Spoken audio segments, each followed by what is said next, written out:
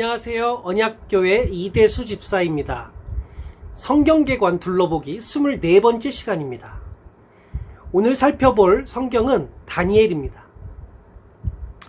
본서는 바벨론의 1차 침공 때 포로로 잡혀가 바벨론과 바사 두 왕국에서 4명의 통치자 아래 약 70여 년간 공직자로 또한 선지자로 사역했던 다니엘이 자신의 개인적 신앙 체험과 하나님으로부터 받은 환상들을 기록한 책입니다.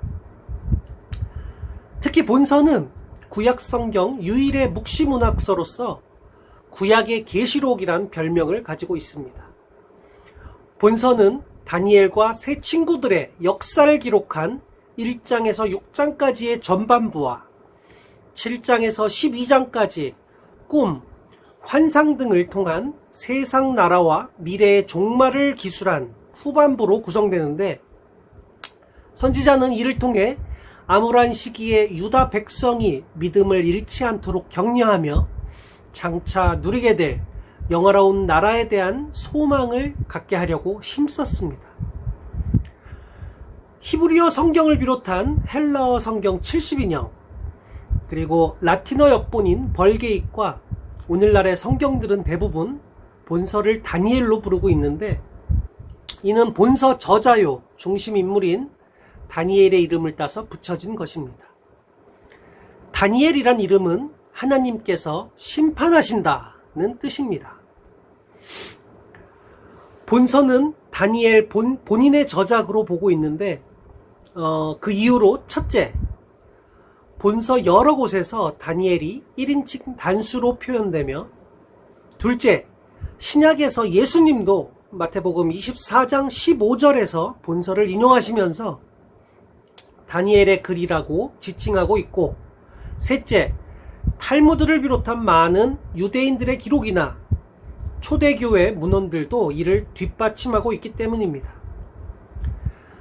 이에 대해 기원전 2세기경 유다 마카비 시대 때 익명의 저자가 다니엘의 이름을 빌어 쓴 작품으로 보는 비평학자들의 견해도 있는데, 그들이 말하는 근거는 첫째, 본서가 히브리어와 아람어 2개국어로 기록되어 있고, 둘째, 시대적 정황이 수리아 왕 안티오쿠스 에피파네스 당시와 일치한다는 점을 제시하고 있습니다.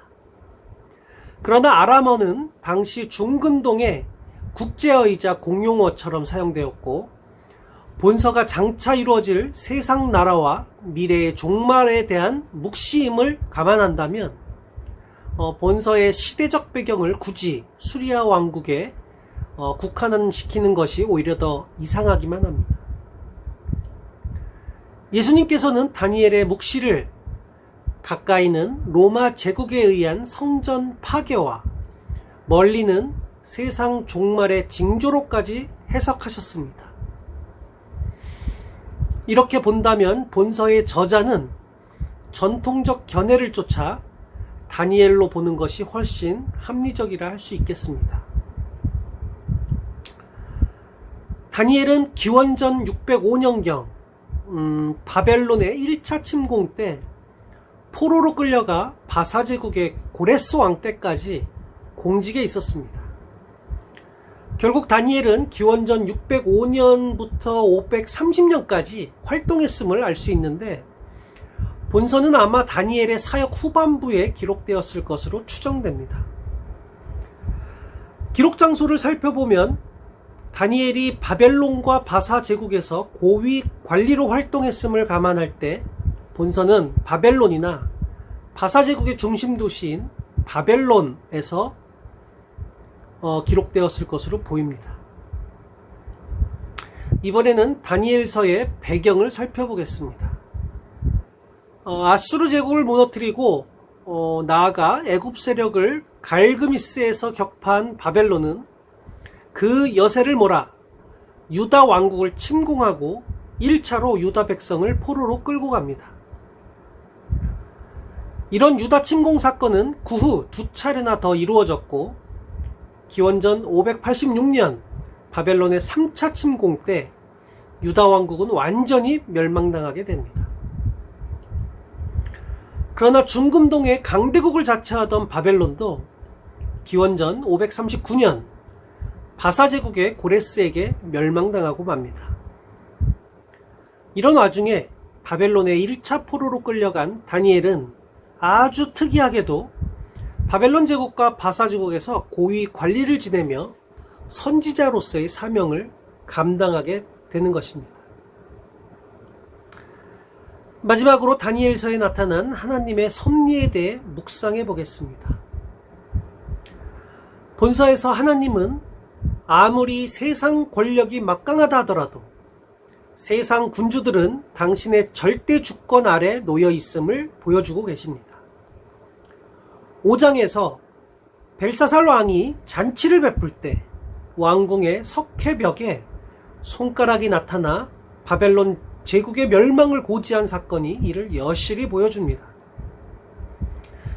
뿐만 아니라 본서는 믿음을 지키는 자들이 당장 현실 세계에서는 고난을 받게 되지만 끝까지 믿음을 지킬 때 하나님께서는 반드시 도우시고 은혜를 베푸사 영화롭고 존귀한 자로 삼아 주신다는 사실을 증명해 주고 계십니다. 이러한 사실은 믿음을 지키다 풀무불에 던져진 다니엘의 세 친구들이나 사자굴에 던져진 다니엘에게서 분명하게 볼 수 있습니다. 그러나 본서는 여기에 그치지 않습니다. 12장 2절 3절에서는 하나님께서는 믿음의 용사들을 세상에 뿐 아니라 장차 영원한 하나님의 나라에서도 존귀한 자리에 오르게 하신다는 사실을 분명히 보여주고 계십니다. 이런 하나님의 약속은 다니엘 시대뿐만 아니라 오늘날 우리의 시대에도 여전히 유효합니다. 우리의 믿음을 지키고 순종하며 하나님 한 분만 바라보며 살아갈 때 하나님께서는 우리를 책임지고 보호하고 지켜주실 뿐만 아니라 결국 하나님 나라에서 존귀한 자리를 약속하십니다. 사랑하는 믿음의 용사 여러분, 오늘도 굳건한 믿음으로 하나님께 온전히 순종하며 나아가시기를 권면합니다. 할렐루야, 아멘.